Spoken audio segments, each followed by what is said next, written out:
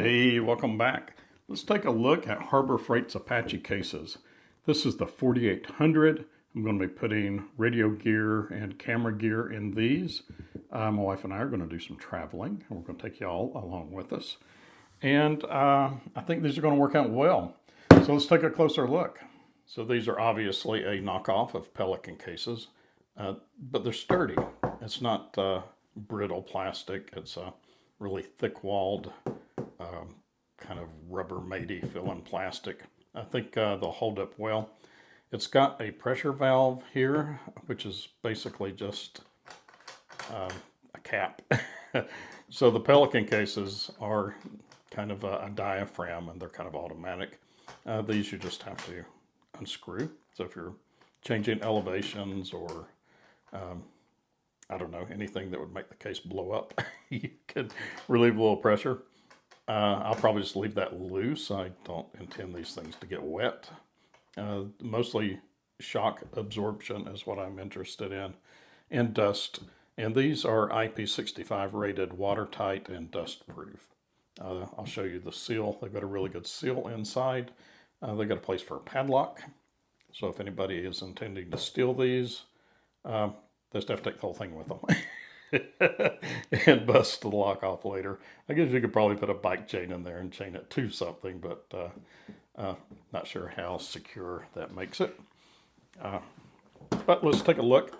I've got camera gear in here already. I'm not terribly happy with the way this thing turned out, but I may live with it for a while and then buy some. You can buy these foam blocks of pick foam and redo it. Although, it seems to hold everything. It didn't hold as much as I would want. I think I could have made more space if I had stacked things more vertical. Like this camera could have gone in this way, and that would have opened up some more space, just gone a little deeper with that. But as it is, it's pretty good. I've got a Canon R50V and action camera here. This is the DJI, can't remember the model number, and a gimbal, and a couple of lenses here, just some old lenses. I may talk about my camera gear someday, and a handle for the cage, and some different things. I think if I had either gone vertical or put something underneath, which I still may do, there's some more space underneath. I could make another cavity and go deeper. As it is, the expensive things are protected, and all those little things that go with it, the associated equipment, they can just go in a bag. But I like it. I think it is really secure. I'll show you. I'll pull the foam out of the other one, and we'll go into detail about what this thing looks like without the foam in it, and I'll give you some dimensions then. There is a seal, a rubber seal, all around the top, and it fits right into this little channel here. So it seems like it's would be really waterproof and dustproof. Really sturdy latches. There's 4, 2 on the top and 2 on the side. And it opens up, and it doesn't fall all the way back. It opens to right there and then stops, which I like. Let's take a look at the other one. All right, here's the one for my radio gear. And this top foam is just kind of an egg crate type of stuff. And it seems like it will hold up well. Doesn't look like it's going to tear easily. And then this is just that pick foam. And there's 2 layers of pick foam. And pick foam is little squares. You can see the little squares. And I'll show you how I've found that it's really easy to pick those apart.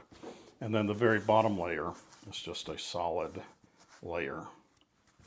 So the inside dimensions, 12 3/4 in that direction, 17 3/4 in that dimension. And it's about 5 and a little less than 5.5 inches deep.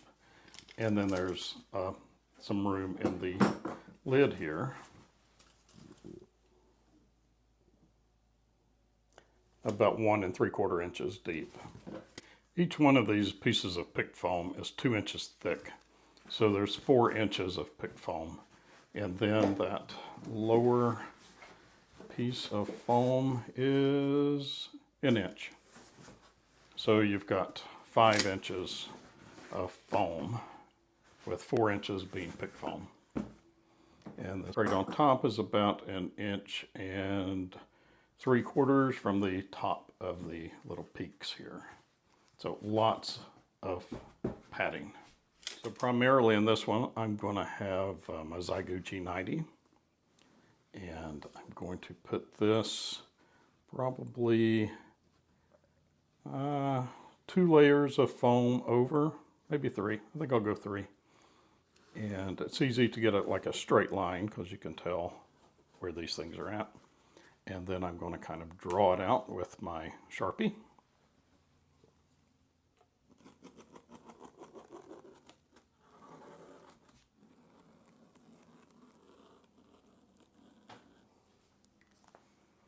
And that's what I need to remove. If you've ever wondered what people do with a Swiss Champ fish scaler besides scale fish, this thing works great for picking out this pick foam.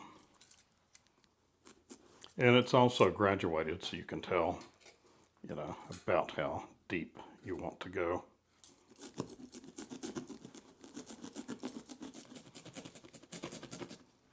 And I'm just running it down the seam here in between these little blocks.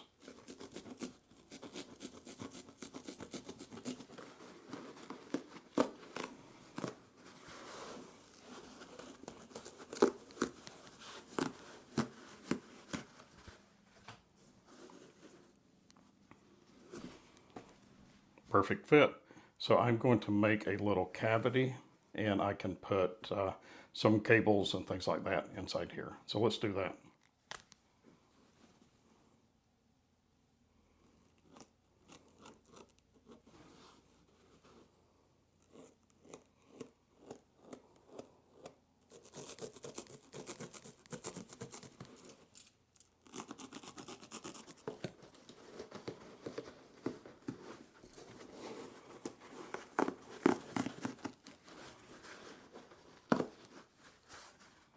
All right, so underneath here I've got my microphone power cable, and I can drop in my owner's manual, and that kind of keeps the radio from bouncing against my microphone. And then that can drop in right there, and I like it. I think that's going to work well.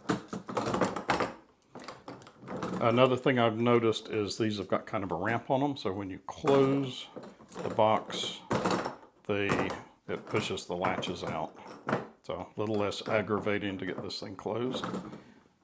I like it. I like the way that fits in there, and I think it's I think that's just right. It's like it was made for it. All right, now I'll make a spot for my key.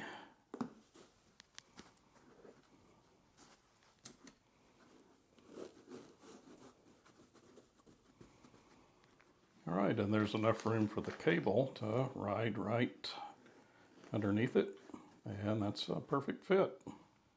And this is just a bridge that goes between the radio and computer. I doubt I'll be using this very much. I'm not really into that, but it does need a safe place to live, and I may use it someday.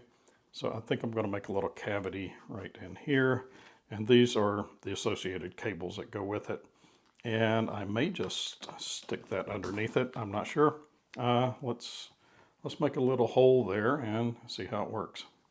Okay, so that works well. There's a big hole here all the way down to that bottom piece of foam. So there's a 4-inch cavity here.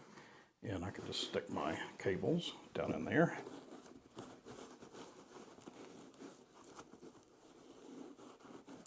And then I'll put a little bit of foam. And this thing. And a little bit more foam. And that should be really well protected. And I'll put a little piece of foam over the top of that, just to keep it from moving around much. So here's some instructions for the data mode, and I'm just going to shove it right in here, in between the foam and the housing. So I really haven't decided what to do with this area here. I had thoughts about putting a spool antenna in there. This is a 40 to 10 meter infrared half wave. And that fits in there pretty well.